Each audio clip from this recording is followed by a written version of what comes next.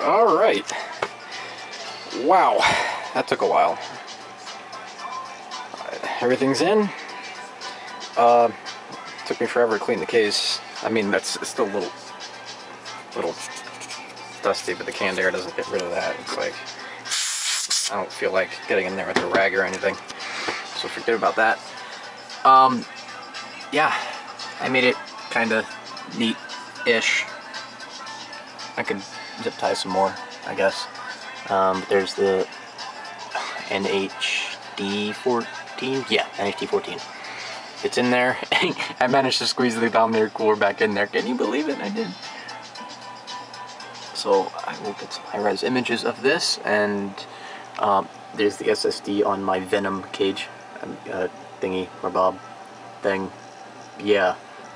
There's the 640 black. They're both hooked up. Even though that's still SATA 2, this is SATA 3. I still have them both plugged into the SATA 6 controller. I mean, SATA 3. I keep getting 3 mixed up with 6 gigabit. Yes, and the optical drive still plugged into the main controller. Now, I probably should have put in a couple more SATA cables in there anyway to hook up some other drives to copy data over, because I told you I had 7 hard drives in here. Yeah, so I have to pull back out the card, or I could squeeze another cable in next to that one for more than 2 years. Old tubes in there, blah blah blah blah. Okay, split back together, pretty much. Alright, so I will be right back as soon as I start installing Windows 7. Alright, so here we are. I click next, and we click install now.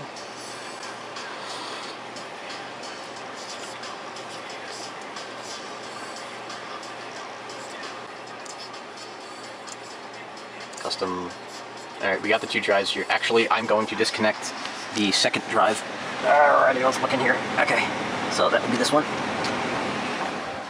And if I refresh this, we should lose a drive. Hopefully it doesn't crash. I set it to the hot swap mode stuff. Alright, so I'm just going to install this right on this drive like that, so I'm going to hit next, and just let it do its thing. So let's watch this.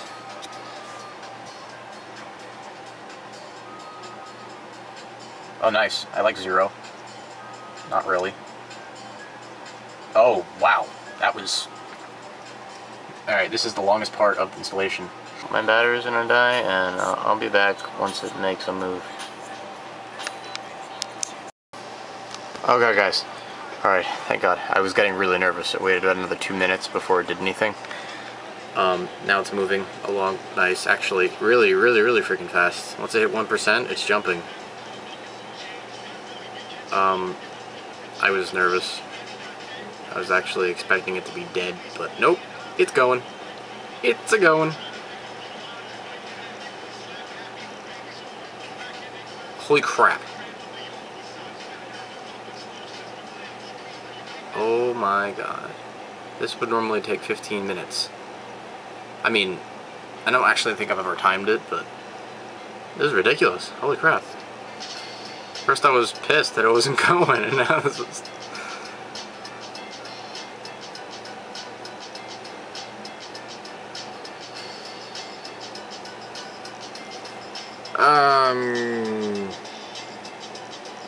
Yeah. I'll be back once it's done. Go off, camera. Go off.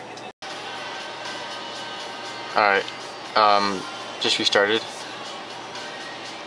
hasn't even been 5 minutes. I just didn't want to kill my battery. I would have recorded it and then sped it up, but... Alright. Going through SATA 6 controller and the extra J Micron controller. Start Windows.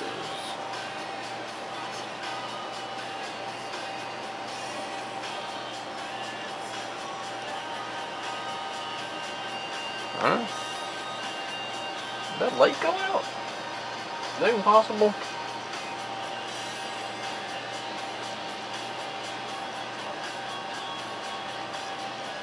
Wait a minute. The light, it's not oh, there it goes. Just a second, I couldn't even see the light go. Holy crap. What is it doing? Restarting again? That's right, restarting again. Oh, no, moved that monitor. Completing installation. That's playing with the G15's lights. On and off, on and off. I need more candor. Oh, what happened? Just restarted again. No, it didn't. No, I probably would have heard it. Well, actually, that wouldn't. Originally, I heard restarting is all the 7 drives in the case. Now there's only one mechanical. It's pretty quiet as is. Disk sunburn over there. I'm definitely speed this up.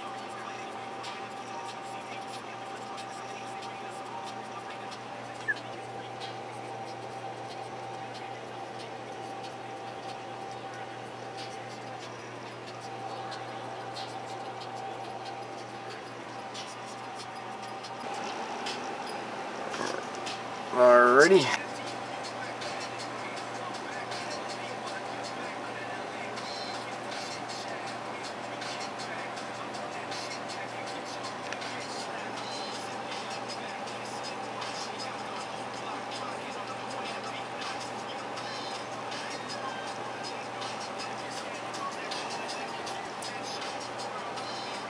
Alrighty.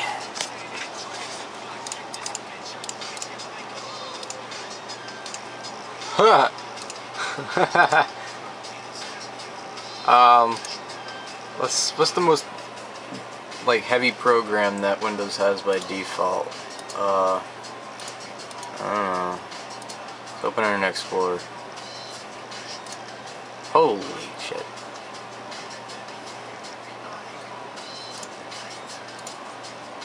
Close, damn it. I don't want you open. Get out of here. I hate. Wow. Well, I'm gonna run through some basic driver setup, and once I get it up and running, I will come back. Hey guys.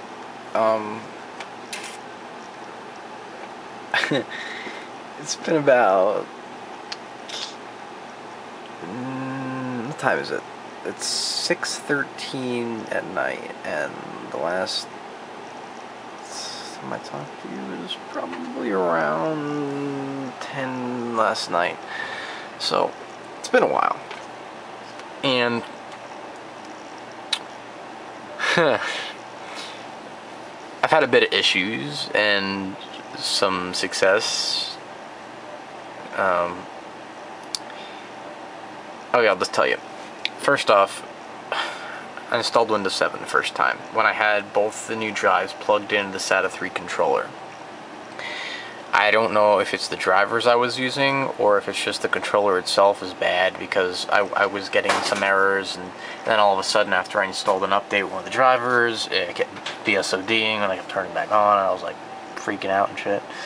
So I reinstalled it again, and it worked for a while, and all of a sudden I went to sleep for a little bit while it was doing an encode of one of the videos actually, and woke up and there was BSOD on my screen. So I was like, shit. And then it wouldn't boot again. Luckily, I didn't have to reinstall, but all I did was switch the drives over to the regular SATA 2 controller, and everything is good now. Ish. Kinda. Yeah. Right now I'm running a Prime 95 test over here. The, I forget the name of it, but the one that makes a lot of heat. So they're all running. Have no fails yet. A bit hot, 86 degrees right now, because I have a quite high voltage, 1.4 on the mark, at exactly 4 gigahertz.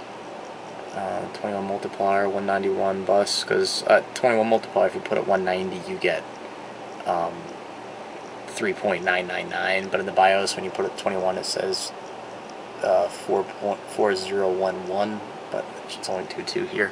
I don't know. I don't care. I'm going to go back in now and drop the voltage a little bit, because that's too high for me again. But then again, this test is designed for burning the hell out of your processor. You could run the other one, just the blend, which won't get it anywhere near that. But I want to get as low as I possibly can on the burn-in.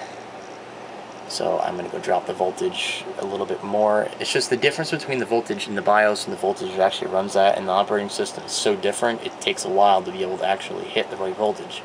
Right now I think the BIOS set is 1.352, and that's what I'm getting. I just had it set 1.38, and it was at like 4.69, and I was like, holy crap, that went over 90.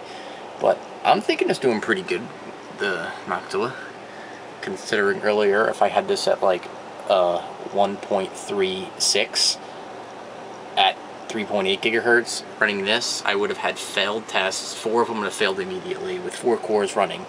Well, 4 of 2 physical cores. This would still be right there.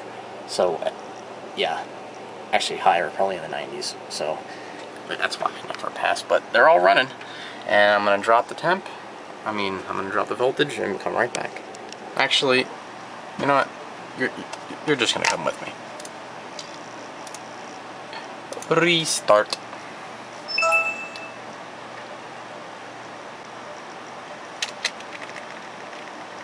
Voltage. See, the BIOS, I set V-drop low. I wish I could turn it off, but technically I think it's pretty much turning it off when you set low V-drop, because it doesn't move when you put load on the processor. I wish it actually said disable or something, because high V-drop, it drops it way too much on the load, and that's why I was getting failed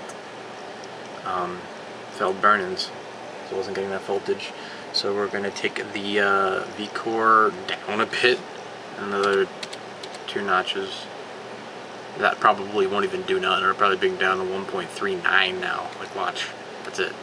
We'll leave the VTT where it sits. Actually, you know what? Drop it 1 point, bring it out of the red zone. Auto, DRAM, or my memory, 1.53, standard 1.5, just for the hell of it.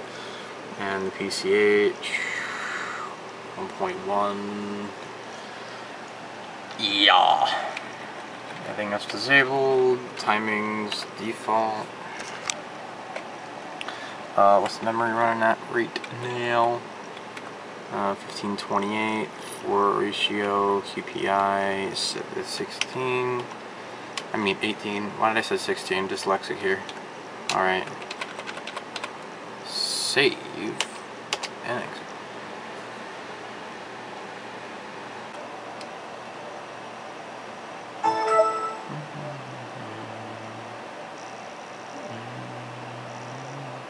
Yeah, that was quick. Alright, so let's launch Prom 95, real time CPU Z, and it just opened, and Steam opened too, all at the same time. Right now we're idling at 40 degrees Celsius right now at, well, that actually dropped it a lot. Hopefully it'll work now. 1.352, 4 gigahertz. Well, we don't need Task Manager really open right now. We're gonna run in place large FTs, maximum heat, whatever. Launch. 8 threads running.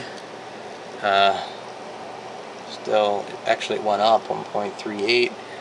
We're hitting 79, 80, 79, 80, 79, 80. I don't know, I might leave it there. Might drop it some more, because they're still holding.